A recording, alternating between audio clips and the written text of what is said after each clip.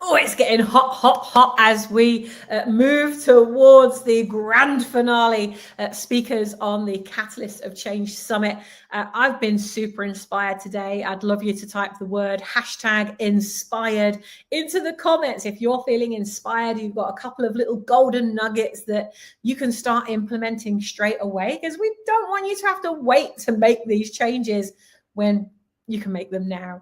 So we're going to move on to our next phenomenal change maker and ripple maker, catalyst of change in his industry. He has a big mission, an even bigger heart for making sure that dads destroy diabetes, and more importantly, don't even get it in the first place. But keep watching, because if you are doing things in your business or you're doing things in your life that's moving you towards a diagnosis like that, you don't have to have the diagnosis to start making change. You can start making it instantly. So let's get him up onto the stage, Mr. Stephen Leggett. Hey, Stephen, welcome. Hey, hi, Sammy. Thanks for inviting me.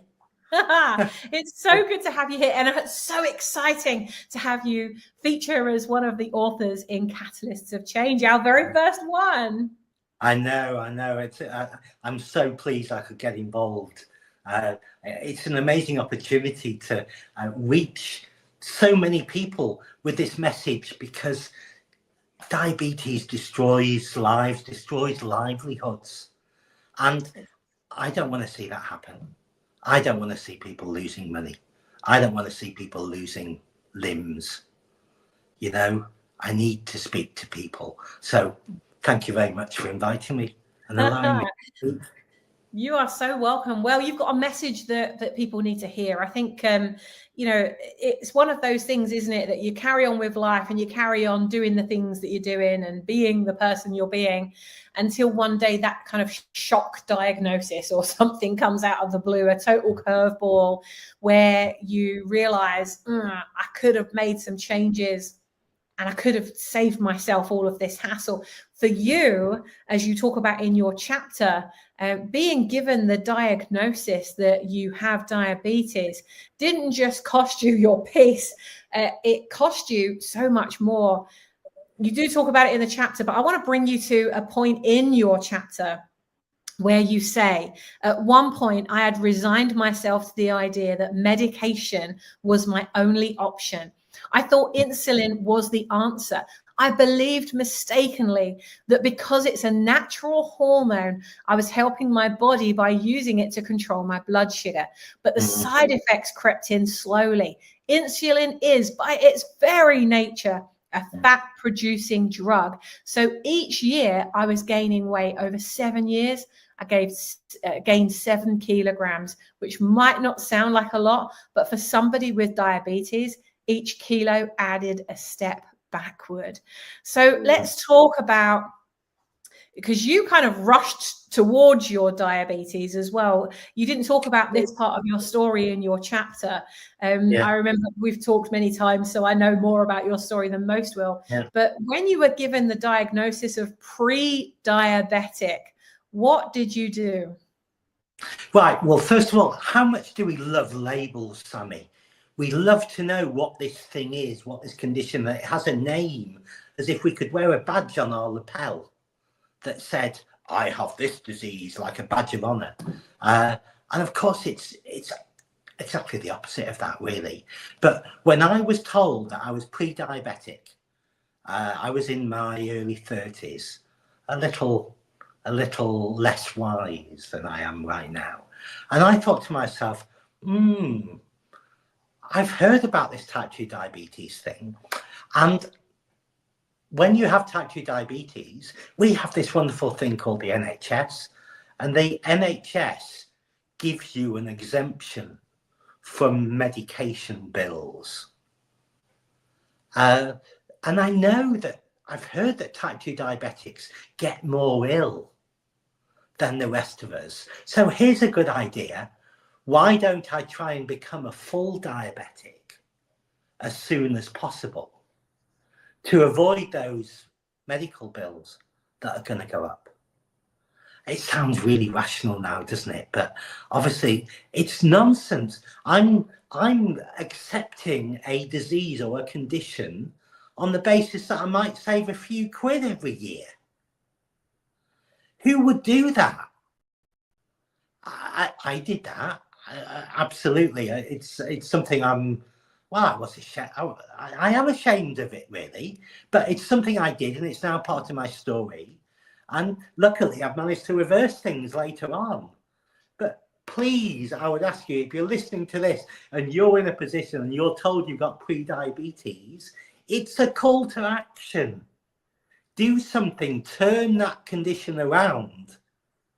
Don't go super fast towards the next stage of that. Well, it must do something to your body, because if you have pre-diabetes and then you become type 2 diabetic, and I mean, through your plan, like it took you 20 years to figure it out, but then when you figured it out, actually you were able to completely destroy it, reverse it. But what damage does it do in the meantime? Like, yes, you can reverse the diabetes, but what other damage has it done to your body between pre-diabetic and full-blown diabetic? You're right. I didn't understand that at the time, so that's a really good point to emphasize. So basically, if you're pre-diabetes, this process of getting diabetes is quite a long way down the track. And what I mean by that is what's really important to avoid diabetics is avoid this buildup of visceral fat, it's called, around your gut. Because you have two types of fat, basically. Subcutaneous fat, which could be anywhere around your body, and this visceral fat, which is around your viscera or your organs. And for diabetics, primarily we're talking about pancreas and kidney. Pancreas and liver. And so that communication between those two organs is clogged up by clumps and clumps of fat that sit around those communication pathways. And it's built up to a stage where it's difficult for that message to come through. It's seeing this blockage, it's pressing and it can't get through. And eventually, if you get to type 2 diabetes, it becomes so big that communication saying to stop producing glucose, and that process actually shuts down. But if you've got type 2, if you've got pre-diabetes, then you are halfway there. You are halfway there. But remember, it's a lot easier if you're halfway there to come back. Yeah. There must be millions of people who, because as we know, the body will start showing you symptoms of things after the fact. Like, you feel thirsty, you're already hydrated. It's not your body telling you you're gonna be dehydrated if you don't drink. Your body is saying you are already dehydrated, make sure you drink, right? So surely there could be millions of people who, there are millions of people who are being diagnosed pre-diabetic and type 2 diabetic. But what about the millions of people that are walking around completely unaware that they might have this? What kind of symptoms were you experiencing, Stephen, so that those who haven't had a diagnosis but really should be following the kind of plan that you provide to make sure they prevent it from happening? We pay all this money for car insurance and house insurance, but people aren't paying, they're not invested in themselves to make sure that they are healthy now and don't get these things. So what were the symptoms? Because it cost you £250,000 to have diabetes. So it did end up costing you, just not the actual medication. It cost you in what you were losing in time and clients and energy and injecting and ended up in hospital 3 times because of over injecting. Like the piece that it cost you so many things, not just that. Tell us about some of those early symptoms, Stephen. That's the tough thing, Sammy, because when you've been given a diagnosis of pre-diabetes, you feel okay. You don't feel any different to what you did before that diagnosis. So there are things you can look out for. And some of those things, if you're a business owner, some of those things might be felt more in your business than in you in the early stages. So is it harder to bring on board new customers, to even think about doing it? Is it a struggle now that it wasn't before? It's a tiny difference, but you'll see it in your numbers. You know, something's not quite right. Well, and what is that? Is that an energy thing, like the energy you're emitting, or is that actual, I just don't feel like I've got the energy to bring new customers on? What is that? That's an internal misdirection of energy, but it's manifested in your lack of a reduction in your capability to deal with things that are fairly mundane. When you're in good health, you wouldn't think twice about them. But now you find yourself worrying about the fact that I've got 3 new clients to meet tomorrow, and you know, all these things that are wonderful things that are happening to your business, and just not quite as wonderful as they were the day before. And remember, the gradual position, Sammy. So the numbers is probably a really good place to look at in your business, because you'll see those numbers erode. If you're a solopreneur, a time-based earner, or you run a small business, you will see those numbers start to diminish. Your sales starting to flatten off. And before you start getting involved in, oh, the economy's really bad, we need to do something about that, and oh, Keir Starmer, he's causing a lot of trouble in our market, and oh yeah, all these politicians, look to yourself. Look to your health, because it's your health that supports this business. You are this business's vision. Yeah, in your head, when you pull on a new employee, it's you that must deliver that vision to them. When you ask for a new client, it's you that goes out and portrays that vision and makes sure that that new client is aligned to your ideal customer.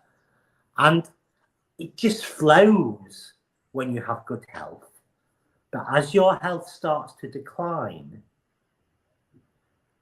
it just gets harder. And you know, you might be thinking to yourself, I'm just getting older. I think maybe that's what it is. You will look for any excuse other than the one that's really causing you trouble. So the big takeaway is, if you're running a business and if things are going in a direction that you don't like, look inwardly first. Am I healthy? Bringing myself authentically to this business in the way I started it. You know, this vision, this business used to give me passion and joy. Am I coming back home with passion and joy? Or am I coming back home with pain and frustration? Then look at your health, because you've probably forgotten about it up to now. And it's so easy, you know, when you've got a to-do list that keeps growing and has its own to-do list babies that grow out of the to-do list. We're so focused on achieving all of that. And I think, you know, because in a business, it's like you can see the progression. You can see your numbers are going up or down. You can see you've got more clients, so you've got less clients. It's easy to look at something that's physical in that way. And so, you know, we tend to go for those things that we can get the quick reward from, that we can see is changing. But when it comes to investing in your health, or thinking, all right, well, I could choose that or I could choose that, and you just go for the quickest option, what is that doing to your sales? What is that doing to your body, which eventually will catch up with you? You know, I mean, what I'm hearing and also thinking as you're talking there is, it must also be in the things that you're doing that just aren't working anymore. And you said that in terms of in the business, but I'm thinking things like, You know, if someone thinks, well, you know, I haven't got so much energy, well, the first thing people think of is, well, drink more. But if you're drinking more and it's still not working, or, oh, you should be taking vitamins, and you start taking vitamins and it's still not working, it's, you know, it's one of those things, isn't it, that, like, you know, you'll try all these little solutions that you think that are really cost effective because, oh, I'm just going to have some vitamins, and that's however many pounds, dollars or euros, and I'm just going to do this. Or, you know what, obviously I haven't got enough energy, I'm just going to join a gym. So now you've got like 50 quid a month going out of your bank account, or $100 going out of your bank account, and it seems very subtle because they're not very much, and you feel like it's a, you know, you feel like you're moving towards a goal. But if when you're doing those things it's still not working, that money is just going down the plug hole, and your health is not getting any better.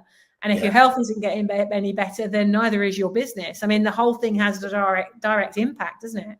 It's a silver bullet syndrome, I call it, Sammy, because effectively what we look for is the component level change that we make. You said about drinking more water, or about you know, I don't know, eating a slightly different food, or taking a vitamin supplement or whatever, and we think this micro change will make the difference, and we'll stick with it for a long time, even when we're not noticing any change. And then we might layer in something else and something else and something else, instead of looking at our whole health situation. What's going on with our bodies? This is a call to action that our bodies are giving us. And, you know, if you have something like diabetes, there are 4 or 5 calls to action. You know, when mum or dad or a brother and sister gets told they've got type 2 diabetes, that increases your probability by 2 or 3 times that you will get it too. That's a big call to action. Yeah, you mentioned the pre-diabetes one. That's the second one, where you actually told you're pre-diabetic. And certainly at the point I was told back in 1999, I was told it, but I wasn't really told anything about the implications, or, you know, what that meant and what I could do about it. So I was kind of thinking, well, so I'm pre-diabetic, you know. Yeah, they don't seem to be so bothered about it. So, all right. Yeah. Why do I need to care about it? I think I did one thing at a time, actually. I was living in Germany, and I thought, I'll really look after my health. I'll move from drinking Guinness to drinking Pilsner. Because I'm, you know, and in my early 30s, I was, you know, living the high life, and I thought I was making a big change to my life by doing that. I mean, I say these things lightheartedly because we can look back now at those missed opportunities, those times to make an intervention that will really change our lives and our livelihoods, because of course our livelihoods go forward beyond that point of diagnosis. Yeah, those are the moments where we need to take a breath. We need to say, okay, then, pre-diabetes, what does that mean? What's the next step? What does it become? And how can I avoid that happening? What changes do I make? Because when it comes to, if it comes, God willing it won't, but if it comes to medication, where's the sense in medicating your lifestyle? Why would you want to take a pill or an injection so that you don't need to change? I mean, that's, you know, people talk about that all the time. It's like, if I could give you a magic pill for your business and all of a sudden you had an influx of customers you wouldn't know what to do with. You know, if I could give you a magic diet pill and all of a sudden, there you go, it's all gone. Do you think people would appreciate it even if you could do that? The problem is with that whole language, it's around the ability to bypass nature and take something synthetic, that man-made, that will suddenly fix the problem. I got really worried when they came up with this fat loss drug called Ozempic, I think it is. I've heard of that. And it was a big thing with celebrities, and they were taking it and losing lots of weight. And in fact, you know, it was even declared by NICE as being a great fat loss drug and great for diabetics and whatever.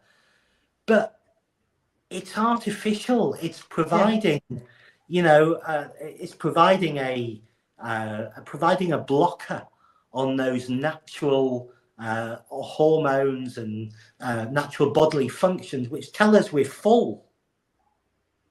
Yeah, and you might artificially be able to lose some weight, but what happens when you can't use that drug anymore?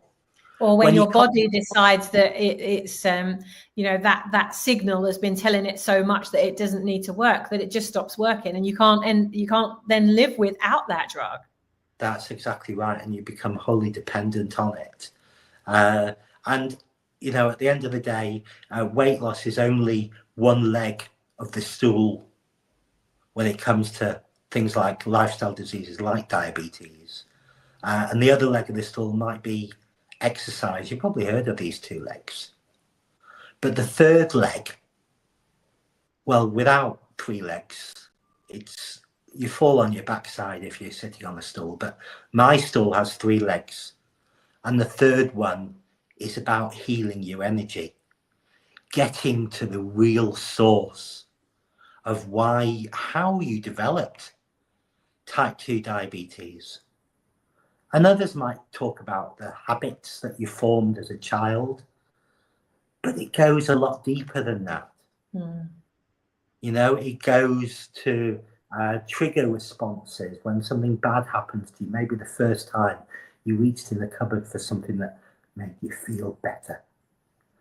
But the thing about comfort food is it's an enhancer. If you're feeling, can I say shit on here? If you're feeling, if you're feeling shit, you will reach for shit food. Because it enhances your feeling, just like alcohol. Whatever mood state you're in and you reach for alcohol, it just enhances that. It enhances it and it enables it. You're actually empowering the negative action. And because when you have that alcohol or that food, whatever it is, you're getting that natural from it, which means now your body is being, or your emotions are being rewarded from it. And so then you want more and you want to do it again. I think, Stephen, what I'm really hearing is, because we haven't got much time, we've only got a few minutes left. What I'm hearing is that it would be really valuable if you'd be willing to do this, because each of the authors are doing a masterclass or a webinar as part of this Catalyst of Change series. For those of you that buy the book on the link that's on the screen, yes, you can go buy it from Amazon, but if you do, you will not have access to these sessions. You need to buy the book through the link that's on the screen right now.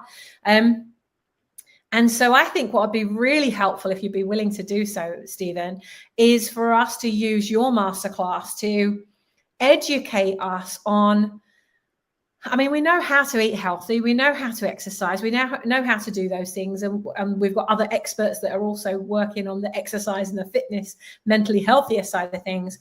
But with yours, I think it'd be really helpful to understand what are the foods and the drinks, or what are the things that you learned through reversing your diabetes that you wish you'd known all along, and that you would have been eating or drinking the whole time to keep yourself healthy, because now you're in a situation where it's not just a choice that you're making to have those things.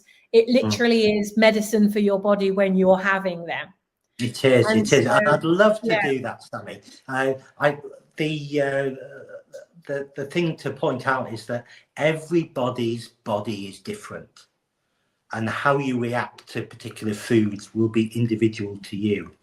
But I can take you through my story, and I can also perhaps take you into the method that I use every day to check that what I'm putting into my body is non-inflammatory and is be nutritious.